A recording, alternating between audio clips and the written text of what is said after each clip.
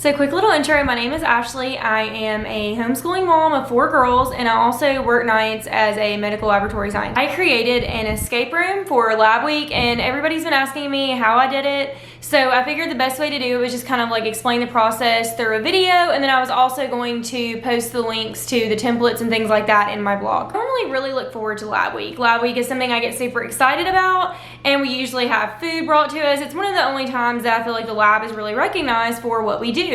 And this year, obviously, things were different with coronavirus and things like that.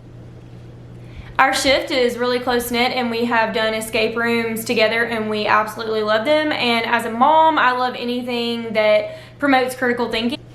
So like I said, I am a homeschooling mom of 4 girls, and one of them is 4, and we are working on nursery rhymes. So I decided to do nursery rhyme themed. And I started thinking of... So what I'm going to do is show you some of the clues, and then towards the end, I will show you how we piece them together. From my experience, it didn't necessarily go the way that I planned it as I was planning. So I think the best thing to do is just pick your theme, stick to your theme, and pick your clues and things like that, because you're going to have extra clues to kind of throw people off, or just in case something doesn't work out the way you planned it, you still want it to be exciting and keep their... So the first thing that I did was started writing down riddles. I think I wrote down about 8 to 10 different riddles. For example, Jack be nimble, Jack be quick, Jack checked for clots with a stir stick, and Mary had a little lamb, its fleece was white as snow. Please make sure to run your high control before your low. So this is an example of one of the clues. I made a logic puzzle, and it seems complicated, but it's really not that hard to make. You could use this template and just change it up a little bit for whatever logic puzzle you wanted to make, and then I just made simple clues. So on the left, I have micro, hematology, urinalysis, phlebotomist, chemistry, and then on the right, I have our nursery rhyme characters. You can really use this with anything. It does not have to be nursery rhyme themed, but I'm just going to show you how I did mine. So it reads, it was a crazy night in the laboratory. One tech had to call service or Vista 2 while the track was down. The microbiology tech had to call and report 65 positive COVID-19s. In urinalysis, all samples had to be spun down and manually reviewed. Hematology was overwhelmed by 8 body fluids during morning run, and one of the phlebotomists got stuck in the elevator. Can you figure out who was assigned to each area?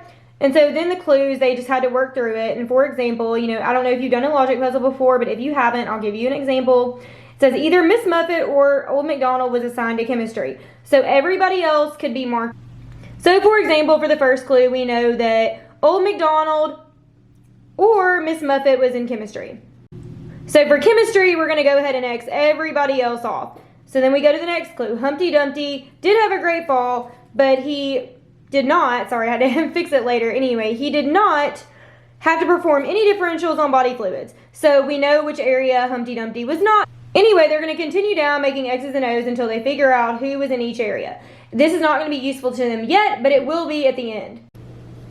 So the whole thing was they had to find tubes of blood. Once they found all 4 tubes, they spelled bank. And obviously they were blood tubes, so they knew that this would lead them to blood bank. Inside of some of the tubes, there were, for example, the Pigpen cipher, and I think that inside of one of them, there was the math problem. So I'm going to write out a very basic example just to kind of show you how you use the Pigpen cipher and how you can, manipulate it for whatever escape room you're trying to do. Here's an example of how we are going to solve the Pigpen cipher. I didn't want to do a lot of walks just in case they didn't work or something like that, but you just want to make sure that you have the combination written down so that if they are using the right combination, you can help them out.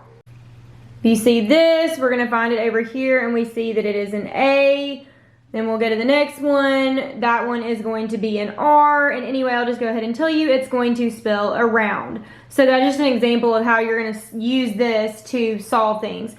So I just kind of tried to write down all these things as I went, and then at the end I just kind of pieced them together how I felt like it would fit. Another thing to remember is that it doesn't necessarily have to go in this major order. I mean, you want some things to lead to other things, but it's okay if they kind of solve them as they go. This is supposed to promote teamwork, and they're supposed to work together to figure out a strategy. So this was really fun, and one thing that I thought was really cool is that we were able to tube down the first clue in the tube station. So they really had...